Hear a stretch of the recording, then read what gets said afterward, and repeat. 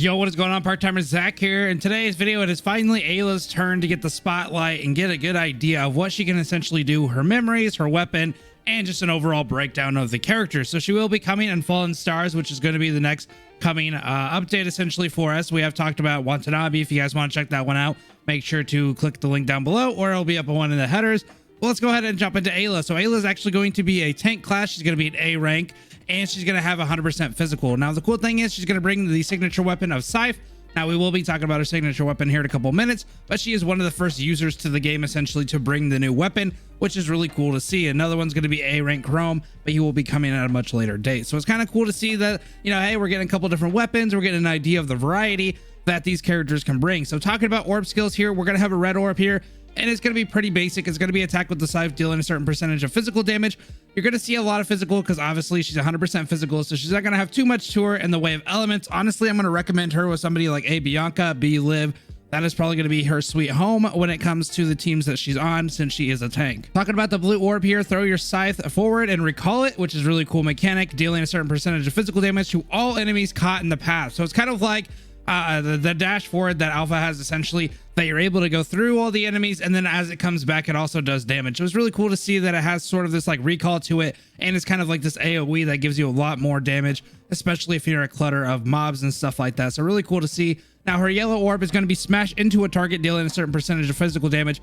Swing the Scythe upwards after colliding with the target, dealing a certain percentage of physical damage. So you can see it's kind of like a dash, a smack upwards, and then you're able to kind of combo off it with the basic attacks and whatnot. Now, moving into her basic attacks, obviously this is going to be pretty simple. She's just going to attack with her Scythe, and she does a certain percentage of physical damage. So it is going to be pretty much, you know, basic melee kind of damage. Now, her ultimate here is actually kind of cool. So attack with the Scythe, dealing a certain percentage of physical damage with each swing. At the end of the ultimate, charge and strike with the Scythe, dealing a certain percentage of max physical damage. During the ultimate, the movement and position can be controlled with using the movement stick. So you can actually move during her ultimate, and you can do quite a bit of damage. So you're not kind of stuck in this one spot. You can actually kind of move around and do a couple different things to a couple different enemies. Now, talking about her QTE, this is going to be something that a lot of you guys are probably going to use her as, because she will probably be a support for her main DPS. So she does a certain percentage of physical damage to an enemy, decreases this defense by 5 to 10% for 5 seconds. And then the last strike of the QTE actually knocks up the opponent, giving you a little bit more of a kind of combo there, especially with somebody like A Bianca. You're going to be able to kind of trigger a lot of different things like that. Maybe use the ult. It's going to help out quite a bit. So talking about some other core passives, it looks like she's going to get an attack against enemies, increase their damage taken by 10 to 20%. When entering the battle, get 3 signal balls immediately once per battle. It needs to be unlocked. So this is going to be her awakening. So talking about her core passive, after a 3 orb combo, the next blue orb will trigger a charge attack that deals or drags in enemies while charging, grants a shield bonus of 8% of the maximum health for 7 seconds, and you take 70% less damage from all sources while charging. After fully charging, attack with a heavy strike, dealing a certain percentage of physical damage. So this one's going to be kind of rooted. You are going to have to sit there and charge it, but as you can see, you do get a shield, and you take 70% less damage from all sources. That is saying, like, doesn't matter what they are, you are taking less damage from them while you are charging this core passive. So it's kind of cool to see that, hey, you know, you are doing a little bit of a charge attack, a cool mechanic, but you are kind of stuck though. So kind of use it wisely. Even with that shield and that 70% damage reduction, you are still going to be taking damage at the end of the day. So just make sure you're using it accordingly and at a proper spot, essentially, because if there's a lot of mobs around you, that damage will probably stack up. So talking about her leader skill, I don't see her being a leader in most cases. Like I said, A Bianca is probably going to be the leader for most cases, but if you want to run her, it's going to be increased defense by 10% and attack by 5% when there are 3 different classes on the team, which a lot of people are going to be running. It's essentially just saying, hey, you got to support like, you know, Liv, you got a main DPS like Bianca, and then you got a tank like Ayla or somebody else. So that is going to be kind of the standard team for a lot of different people. And then talking about her SS, SSSS, and SSSS plus. So talking about that, basically you just get a little bit of a buff from your yellow orb. This one talks about the enemy's defense is decreased by 15%.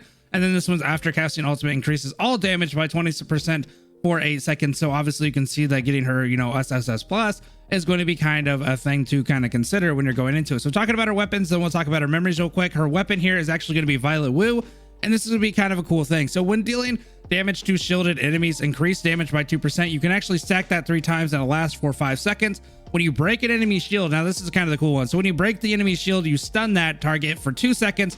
This effect has a 10-second cooldown on each affected enemy. After releasing Color Flow's core passive, increases all physical damage done by 15%.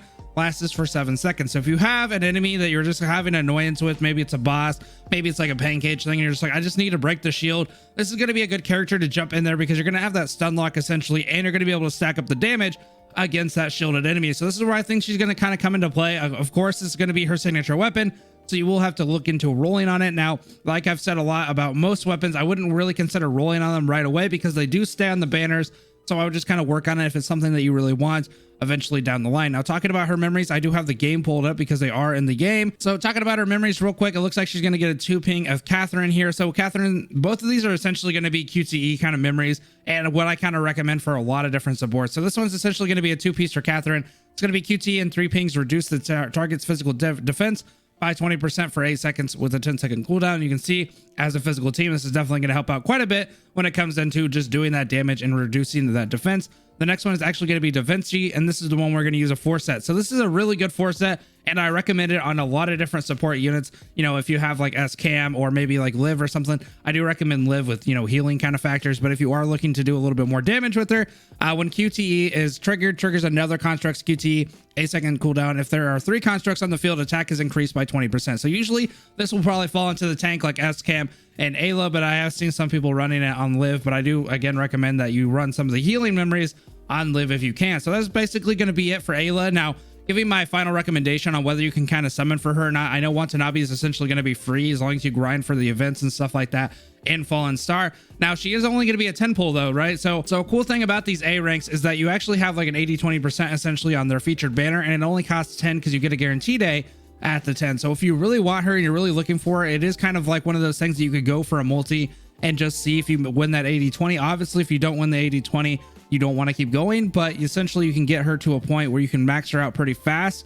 if you're willing to spend the BC. But with something like Bianca right around the corner, it's kind of up to you whether or not you're going to be risking that, because honestly, I feel like waiting for Bianca is going to be way more worth in my opinion, and maybe being able to pull up somebody like Ayla throughout those summons if you're going to be doing kind of a massive summon for Bianca. That is just my humble opinion, but I do think she's going to be a really cool character, and definitely for physical units and physical teams. But anyway, guys, I'm going to go ahead and leave it there. I will see you in the next one, guys. Have a good rest of your night. Peace.